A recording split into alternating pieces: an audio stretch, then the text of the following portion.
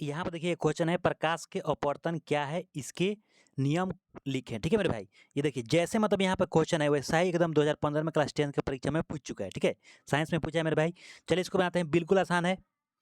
यहाँ पर सबसे पहले मेरे भाई यहाँ पर क्या जानेंगे, इसका आंसर जानेंगे। ठीक है, तो यहाँ पर देखिए आंसर में लिखे हैं प्रकाश के अपवर्तन का मतलब डिफिनीशन, परिभाषा। प्रकाश का अपवर्तन किसे कहते हैं, अगर पूछे कोई प्रकाश का अपवर्तन किसे कहते हैं तो क्या बताइएगा, प्रकाश। ठीक है, प्रकाश जब एक माध्यम से दूसरे माध्यम में प्रेस करता है तब प्रकाश की दिशा में परिवर्तन को क्या कहते हैं, अपवर्तन कहते हैं। ठीक है, कहने का मतलब मेरे भाई ये है कि जब प्रकाश एक माध्यम से दूसरे माध्यम में, देखिए फिगर अगर ऐसा रहता है, ठीक है, तब प्रकाश अगर इधर से आ रही है, ठीक है, तो क्या ये देखिए ये पहला माध्यम हुआ और ये दूसरा माध्यम हुआ, तो ये पहले माध्यम में से दूसरे माध्यम में अगर जब जाएगी, ठीक है, तो इसी को प्रकाश का अपवर्तन कहते हैं। बात समझ गए मेरे भाई।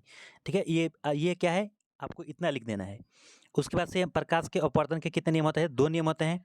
पहला नियम क्या है, आपतित किरण, अपवर्तित किरण तथा आपतन बिंदु पर डाले गए अभिलंब तीनों एक ही तल में होते हैं। तीनों किस में होते हैं, एक ही तल में होते हैं। समझ गए, पहला नियम है। उसके बाद से यहाँ पर जानेंगे मेरे भाई दूसरा नियम, प्रकाश के अपवर्तन का दूसरा नियम क्या कहलाता है।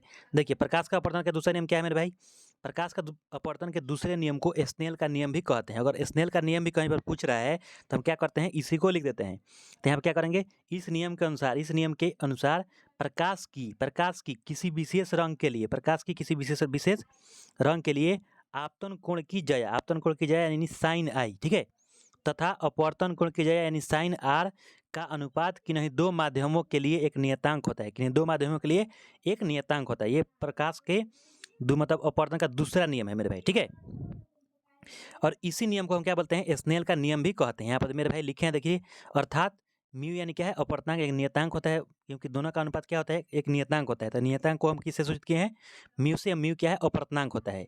और यहाँ पर लिखे हैं साइन आई बटे में साइन आर, ये भी मेरे भाई इसे इसे स्नेल का नियम भी कहा जाता है। ठीक है, ये वीडियो आपको बिल्कुल समझ में आया होगा। धन्यवाद। अगर आप मेरे चैनल पर हैं तो मेरे चैनल सब्सक्राइब कर लीजिए, बेल आइकन को दबा लीजिए।